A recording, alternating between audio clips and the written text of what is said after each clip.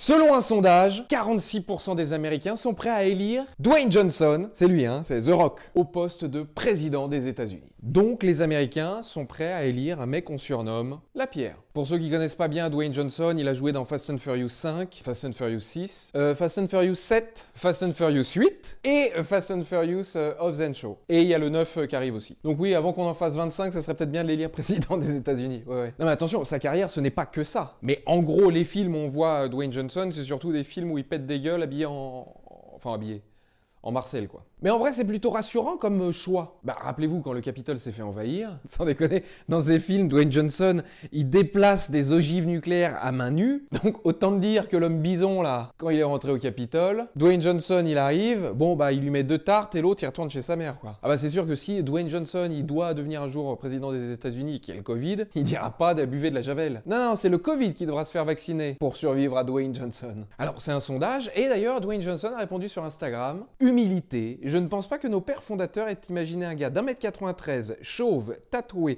moitié noir, moitié samoan, buvant de la tequila, conduisant une camionnette et portant un sac banane rejoindre leur club. Mais si cela devait se produire, ce serait un honneur de vous servir. Alors c'est marrant, mais je pense pas que les pères fondateurs avaient non plus imaginé qu'un jour, au poste de président des États-Unis, il y ait un faux blond, laqué, mi-orange, bouche en cul de poule, avec du bide et un compte Twitter à cette place-là. Non, je pense pas qu'ils l'avaient imaginé ça, les pères fondateurs.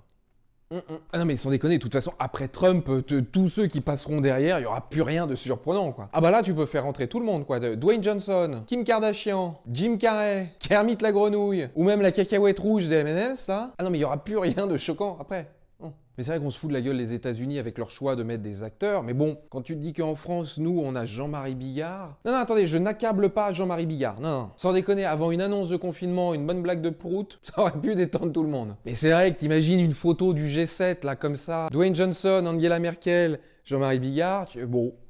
Hein? Y a pas d'urgence, quoi. Non, mais vous vous rendez compte, aux États-Unis, Dwayne Johnson président, c'est un événement. Nous, notre événement en France pour la prochaine présidentielle, c'est Xavier Bertrand. Non, attendez, je suis pas là pour juger le physique des gens. Je dis juste que si, à une réunion du G7, il y a une pause et ils vont tous à la plage ensemble, je dis juste que voilà, Dwayne Johnson d'un côté, Xavier Bertrand en slip de bain à se mettre de la crème solaire, ça aura pas le même effet. Mais en vrai, Dwayne Johnson, président des États-Unis, je me dis putain, si jamais il y a quelqu'un qui doit négocier avec Poutine, c'est Dwayne Johnson. Et pour tous ceux qui pensent que ce n'est pas possible, n'oubliez jamais que nous en France, on a eu David Douillet ministre.